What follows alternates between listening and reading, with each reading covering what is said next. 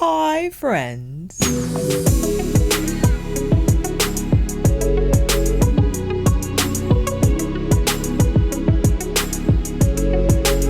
As you can see, we will be covering the new HOURGLASS Ambient Soft Glow Foundation. Just to remind you, I went on and on about how I wasn't going to rush and buy the new HOURGLASS despite the raving reviews that were rolling in. I was intrigued, but I stopped myself because at the time, and still was using my NARS as well as the Pat McGrath Labs, and expressed how I was just comfortable with my current foundation products, and I knew that I would like the HOURGLASS based on the feedback I have seen thus far. Eventually I gave in. I didn't even wait for a sample. I know, how dare I? Alongside the foundation, I also purchased the HOURGLASS Unlock palette, the Lighting Edit, the Tiger Edition.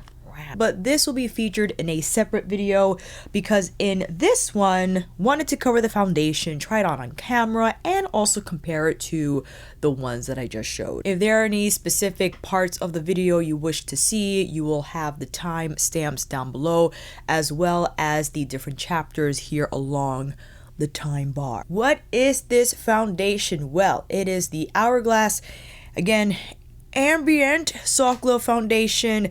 This retails for $58. I said it was $68. I was exaggerating, clearly. I purchased this in 12, medium deep for neutral undertones, and I thought this was actually quite yellow when I applied it, but you'll see it in the swatch in the demo. It's formulated to be weightless, 16-hour wear, medium to buildable coverage, provides a natural soft glow finish, and it is inspired by the Ambient Lighting Collection, which is the cornerstone of the HOURGLASS brand in creating these hand mixed powders that mimic different types of light and that provide that lit from within glow with the different hues in that lineup. And that relies on what they call photoluminescent technology. The blurring spheres in the foundation have a light diffusing effect that I also spoke about in my complexion perfection video, where anything that has light reflecting properties will diminish the look of blemishes, uneven skin tone. And for my case specifically, I am battling post-inflammatory hyperpigmentation, the marks left behind by my incessant picking. It's smooth imperfections, as I just said, evening them out, fluid in texture, second skin finish, and again, lit from within complexion. We love all those things, and of course, when I first learned about this foundation, I knew it would do better than the Vanish foundation that released a few years back, and that foundation had a learning curve where it wasn't, I don't think, maybe spoken about enough. Perhaps there was a product usage video somewhere on HOURGLASS's social media. I failed to watch it, but that foundation was high pigmentation, little goes a long way type of a thing, and I think people were using way too much in that you just used a dot of that and had to find the appropriate tool to blend that foundation with.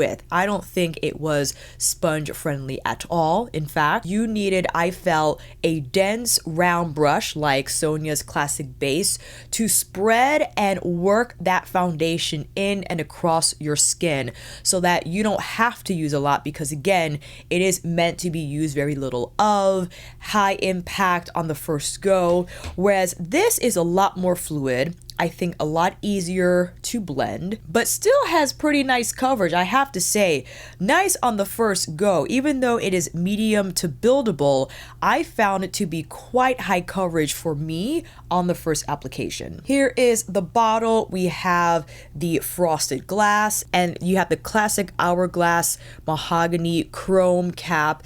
This does come with a pump, and it pumps up quite a bit on the first press, but I will just do a little bit here so you can see the swatch. Again, I have number 12, and you let me know, fam. I am in front of my window. I do have my glam core on.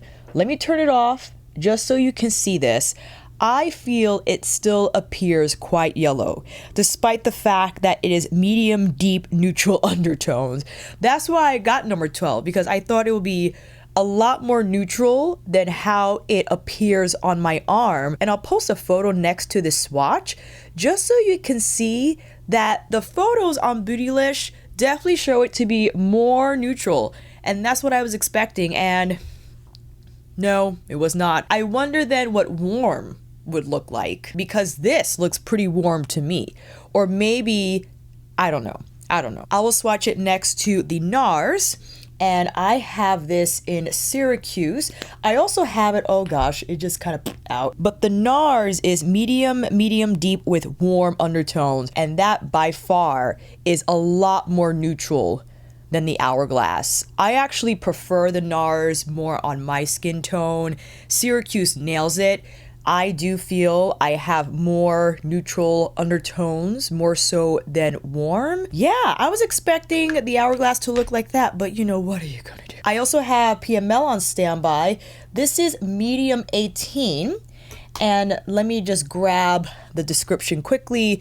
Medium 18 from the Pat McGrath is medium with neutral olive undertones. Again, another reason why I love this foundation, because it is neutral olive, and that just, I feel, nails my complexion altogether, and it gives me a little bit more warmth as well, as you can see next to the NARS. I'll keep these swatches on my arm just so you can see how they dry down. I tried the Hourglass yesterday for the first time. I still consider this period to be that of a first impressions one, and if it becomes a favorite, I have, you know, what's today? Today is, how can I tell the calendar? September 19th. How many more weeks do we have left in this month? We got around 2-ish more weeks. The end, when I present my monthly favorites for September, I will have gathered, I think, enough thoughts on this foundation by then, and will provide a lot more details in terms of how I feel about it, how it wears, what I like to do with other products, such and so forth. But today, why don't I try it on camera?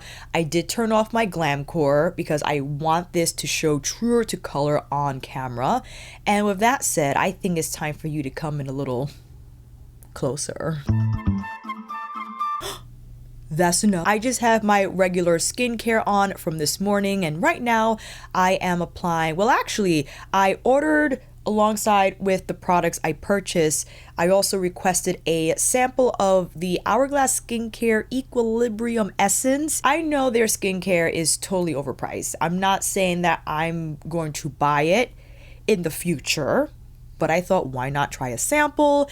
I actually quite like the consistency of the essence. Is rather viscous, kind of like reminds me of the Good Molecules hyaluronic acid essence toner. I forgot which one it was. Peach and Lily vitamin C serum with their glass serum, and they were very nice to send me their new peptide moisturizer, which I also applied this morning. So this is what we're dealing with skincare wise. Why don't we go in with a dollop? A dollop, just one. I think one pump is more than enough for me. I can't imagine applying more than this. But again, it's just crazy to me how this is neutral, but perhaps because of my skin tone and what 12 looks, how that looks like. So I'm just taking a few dots here, okay? And I still have a ton of product left on the back of my hand. I used the BK Beauty 101 foundation contour brush yesterday, but I think this is a texture that's best used with a circular brush. So I'm going in with my Sonia D classic base, and I'll just do one side first so you can see here what the coverage is like just with that first dose. And I find it very easy to blend. The finish left behind, I think, very much what the foundation description outlined. But I do see that there's a little more yellow left behind, and it's not that bad. It's not leading me to exchange it for another color, because I just don't think, I don't know, I feel with everything applied, especially when I go in with the unlocked palette, it'll work itself out. Picking up just a little bit more, and applying that dose on portions that need a touch more coverage. And those regions are around my jaw, on and around my jaw.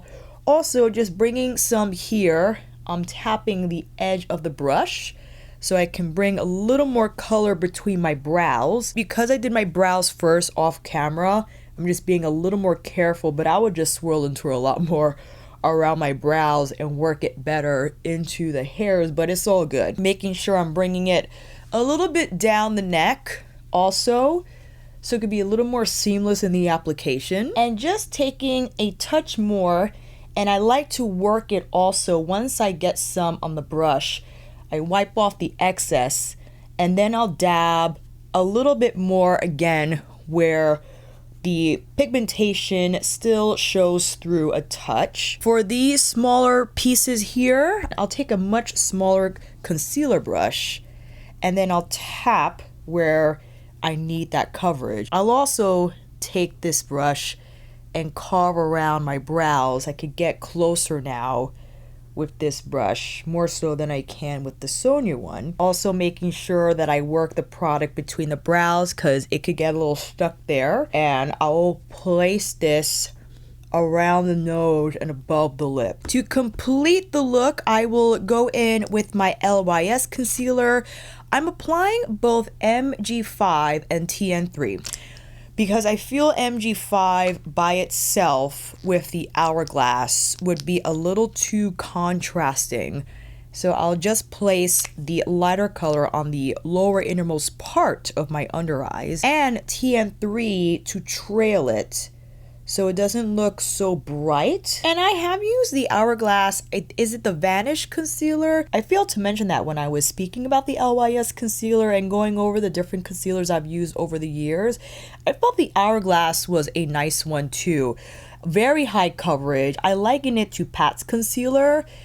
Gave a heavy dose of color on the one dot, worked it well into the skin, but it didn't look dry under the eyes. It looked skin-like in finish and had incredible staying power, so that was a plus. Here are some close shots, first with just natural light and natural light with the Glam Core light. You have a close-up of how the foundation looks texture-wise on my skin, maybe getting a better idea about the finish and the dry down. I do feel this dries down not soft matte. It's definitely more skin-like in finish. I do identify more of a radiant finish with the soft glow, however. I think the Vanish foundation had a little bit more of a soft matte dry down on the skin. So there is that luminosity left behind, which I think appropriate perhaps for drier skin types, normal dry skin types. I would think combination could get away with this foundation if perhaps you want to mix it with other types of foundations, a soft matte one down the center of your face, and maybe the soft glow on the outer perimeters. For more oily skin types, let me know down below what your experience has been if you've been using the foundation since it released and had some time with it, and you can share your experience with it. Do you wear it on its own? Do you have to change the type of skincare you apply before using the foundation? Have you powdered before applying the foundation? Sometimes I like to powder before certain foundations to get a little more of that matte dry down, but it's not going to look dry and dull on the skin. So I really like that combination of application. But I do think half a pump is enough for me. Full pump, I think way too much. Unless you're applying with a sponge, naturally a sponge will take away the product, so perhaps one pump will be enough if you choose to use that tool. But if you are applying this with a brush, I would go in with half a pump first and then slowly build the coverage from there, because I feel this could overwhelm the skin just based on how it looks now. I wouldn't want more than what I have on currently with the Ambient Soft Glow. This is right where I need to stop again in terms of coverage. And in regards to how the skin feels, there's not a tack or a dewiness, but it's not completely matte either. It feels like a skincare in a way, maybe with a little more feedback in terms of the texture, but I don't get a lot from tapping on my fingers nor does the product move or it becomes uneven. I would say, since we're going into the winter time, I don't necessarily feel the need to set this foundation. I think it sets pretty well by itself. Although if I were to train or find myself in a situation where photo shoot, video, whatever, maybe it will be better for me and my makeup to powder just to kind of seal the wear and ensure I don't get too dewy and glowy. But if this was just to go out and have my skin as is, I don't feel the need to set at all. And I actually apply the Unlocked Edit palette over the foundation, which I'll do in the next video because I'm just going to film it right after this one. And I do enjoy how the powders apply on the skin. They don't look patchy or uneven. It's a really nice smooth application, and I think that's a testament to how the foundation dries down. And here are the swatches after the length of time that has gone by, around 10 minutes. You see how much the Pat McGrath dried down, so that indicates the Skin Fetish foundation being more of a soft matte for me, but the Soft Glow hasn't dried down, and the NARS, the edges of the swatch, still look wet. So isn't that interesting? But even so, the Hourglass is still not dried down completely. Well, I would say this is like 1, 2, 3 in terms of the dry down. Isn't that interesting? And you can see the colors better also, the undertones of the swatches. Again, I just prefer these undertones on me. I think they're more dead on. When I look at myself with the Hourglass, because I'm picky, I can identify that it's a little yellow. Now, will I buy another one? I'm not entirely sure. I think with applying not just the Unlocked palette, but other blushes and bronzers, the color will adjust a little bit. I don't know, however, I mean, what neutral? I have to go to the counter. I think I'm gonna go to the counter. I'm gonna see if they have more of a neutral undertone and maybe exchange it. So let me do that. I'm gonna zoom out and I'll see you back here in a bit. Bit and minute together. There you go. Look at me in a fast video. My gosh, is this the same YouTube channel? I hope this video helped, friends. I wanted to still post this even at the stage of me trying the foundation because I wanted to present the comparisons with NARS and Pat McGrath, also apply it with my LYS concealers. And if you are around my skin tone and have been following my foundation matches and were on the fence about the foundation and trying to figure out what color to buy, probably this is still not helpful because I'm not quite sure if I want to stick to 12 myself, but I will give you an update for sure. I think there might be a better match for me because, again, you could just see my face and body, and what I'm seeing now on the viewfinder might be drastically different from how I see it in the raw footage. Maybe I'll put a note up next to me and say, Alicia, you're reacting, calm down. But let me know what you see from your end. I do think there is a slight difference in undertone from face to body. You could just identify more of like that olive neutral tone going on my chest, and what I have on my face right now is not that. It's not. Let me know what your experience has been thus far with the new Hourglass foundation. If you have bought it earlier this month, if you're still waiting on it, what are your thoughts down below? I will see you down in those comments, and until then, that is a wrap. Thank you all so much for watching. I hope this video helped, and if you like this video, please give it a thumbs up or maybe consider subscribing to my channel. And until then, I will see you on here again with another review tutorial, foundation extravaganza, or maybe a vlog. I know I keep saying that, but I'm sure it will happen sometime. Take care, and I'll see you again soon.